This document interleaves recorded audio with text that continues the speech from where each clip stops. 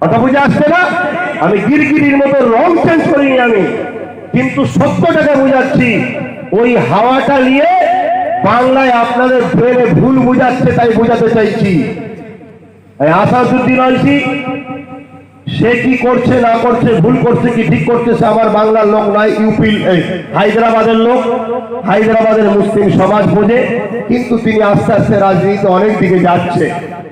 কিন্তু একটা জিনিস বুঝি, লা ইলাহা ইল্লাল্লাহ মুহাম্মদ রাসূলুল্লাহ সে পড়ে না সাথে সে আমার কলেমা পড়ে একটা ভাই, সে কওমের জন্য বলে দেশের সংবিধান সম্বন্ধে তিনার যে জ্ঞান আছে বড় গর্ব করা দরকার। লোকসভায় এত লোকসভায় এমপি থাকার পরে এমপি ফার্স্ট নম্বর এমপি, ফার্স্ট স্পিক এমপি যাকে করা হয়েছিল সেটা আসাদুদ্দিন ওয়াইসি হয়েছে।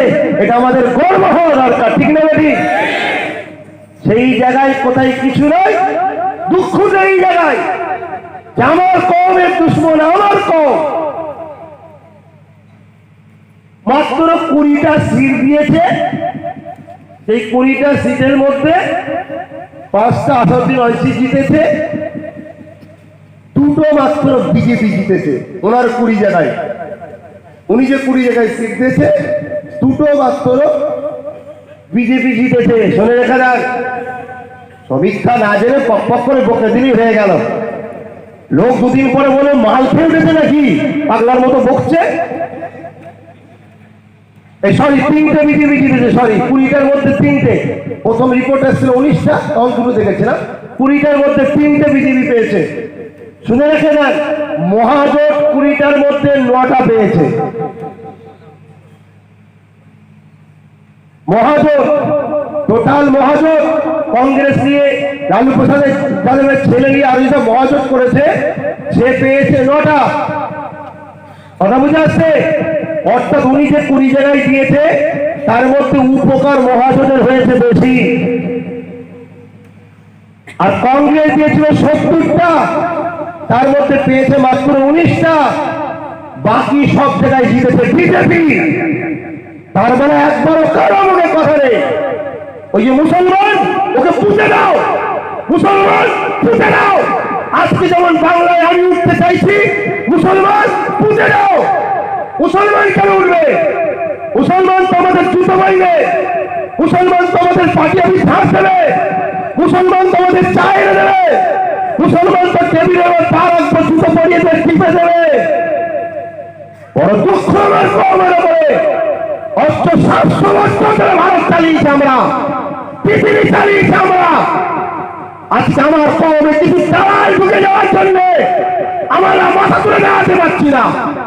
আজকে যখন বাংলার বুকে আমি ইউনিট তৈরি করছি, মুসলিম দলিত আদিবাসী মতুয়াদের সবার কাছে ছুটছি, যা সব আমরা গরিব করে এক জায়গায় হই, সে আমার পিছনে কামড়ে কামড়ে কামড়ে বার করছে।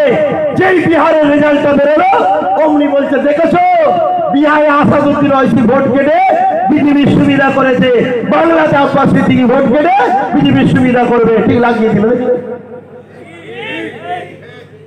আমার কাছে বক্তব্য। 243টা সিট, 20টা বাদ দেন, থাকে কটা? 223টা।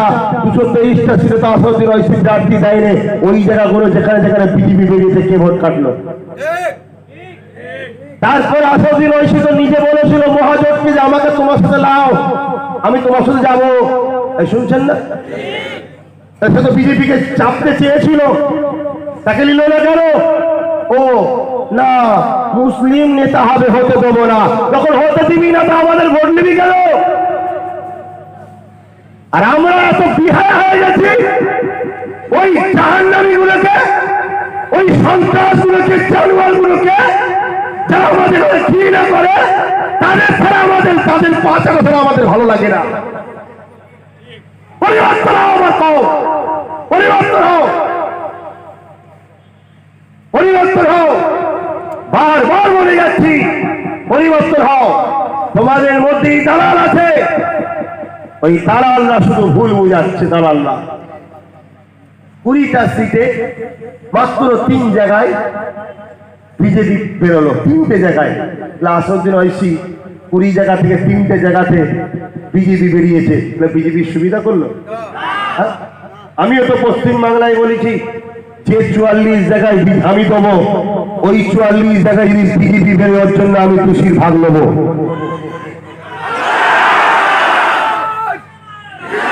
কিন্তু বাকি জায়গায় যদি বিজেপি বেরোয় ওখানে তো আমি সিট দেবো না, ওই দোষের ভাগটাকে কে নেবে, ভাগ তুলতে হবে।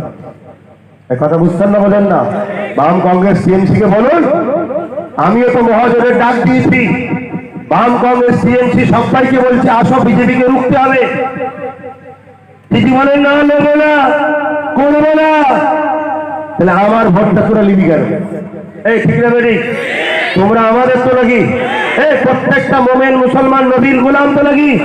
নবীর গোলামরা নবীর খানদানের বাচ্চাদের নয়, ওই খাইমানগুলোর 73 বছর ধরে আমাদের মা বেটি জমি জায়গা চাকরি বাকরি সব কিছু আমাদের খেলেছে যারা, আমাদের ক্ষমতায় দিতে আমাদের মসজিদের তারা খুলেছে, বাবরি ভেঙেছে, আমাদের দিতেছে ভোটে, আমাদের তার ক্ষমতা নিয়ে মসজিদের সন্ত্রাস তৈরি হয়েছে, আমাদের ভোটে জিতেছে, আমাদের চুচুরের মধ্যে তালা মেরেছে, তাদেরকে আবার ভোট দেবো আমরা? কোন দিকে যখন পারছে বক্তা ভাড়া করছে, এমএলএ সাহেব ফোন করছে আমার পরিস্থিতি ভালো নয়, ওই মলি সাহেব একটু এদিকে আসো, 1 লাখ লাগবে, তাই দেবো। 17টা করে গাড়ি ভুজাই করে বাইরে থেকে লোক আনতে হচ্ছে। প্রধানকে বলছে তুই কম বক্তা কম লোক দিচ্ছিস কেন? নামার পরে ঝগড়া শুরু হয়ে গেছে। কথা বুঝে আসছে? সব বন্ধ